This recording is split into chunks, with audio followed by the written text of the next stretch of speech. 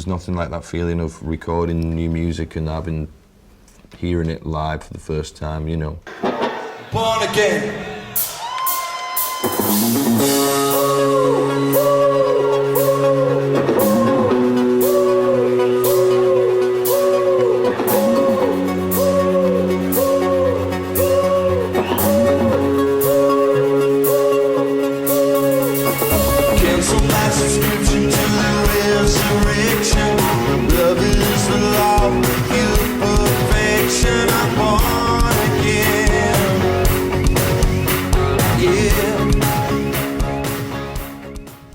DW, the bass player from New York, he picked myself, No ID, and Kevin up from a memorial service for someone that they'd lost quite recently, and I just thought he was the driver.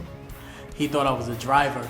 I went to go pick them up from a little bar that they were hanging out at, and I dropped them off at the studio, and I didn't want to leave my bass in the car, so I just brought it upstairs with me.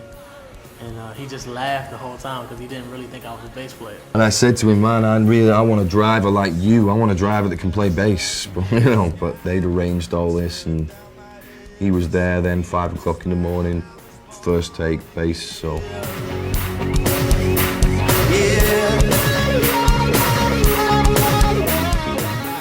Steve Wyman is one of the younger of the cutting crew. He's about 26, 27. I had toured the R&B circuit with No ID's keyboard player. Fabulous guitarist, worked with lots of soul, R&B, hip-hop acts. They needed a guitar solo on Are You Ready? So they called me, and they were in New York, I was in LA. Seeing Steve play Are You Ready and seeing the way he can play his guitar, he can play wonderful like Steve Cropper or Curtis Mayfield. Any of the influences I was bringing and talking about, or the tones of guitar, he was with me on. But I happened to have a show on David Letterman out there maybe 2 days after they had called me for the session for Richard. And so I just flew out there to do the TV show, got off the plane and went straight to the studio, cut Are You Ready in one take, and then Richard kind of was like playing on the whole album. So when Steve played Are You Ready and a couple of the songs, I thought if we do go out and play live, this guy deserves to be on the right-hand side of me, right up front. And then after that, he was kind of mentioning that he wanted me to go on the road with him. So I did.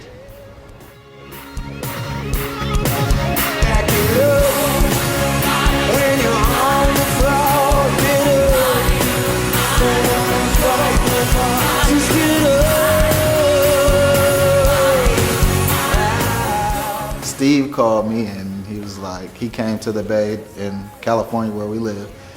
We played a gig and he was like, I might have a potential rock gig for you in the UK. I was like, cool, you know, let's do it.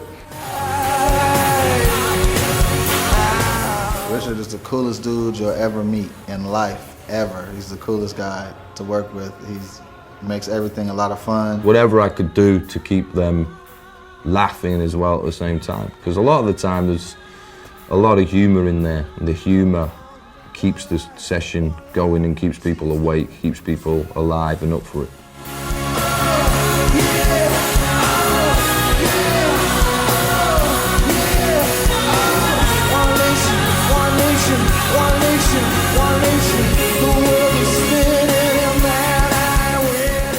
I've known Richard for 10 years, so and I've played with him loads. So yeah, a little while ago I sort of asked if I was interested in joining and sort of be part of the band and be part of the whole setup. So.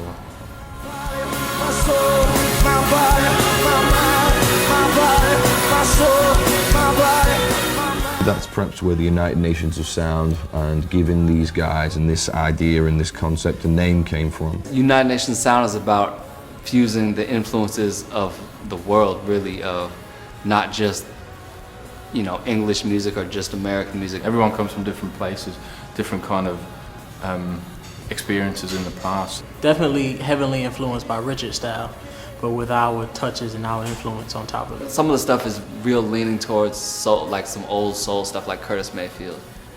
Other stuff is pretty heavy, You know, these guys are making a leap themselves out into the unknown, working with a guy like me who you could say comes from a rock and roll type background, but also embracing it and enjoying it as well, because I think all genres are hip hop. We all reach brick walls at certain points. We all reach points where it feels like, what can I do to freshen it up for myself?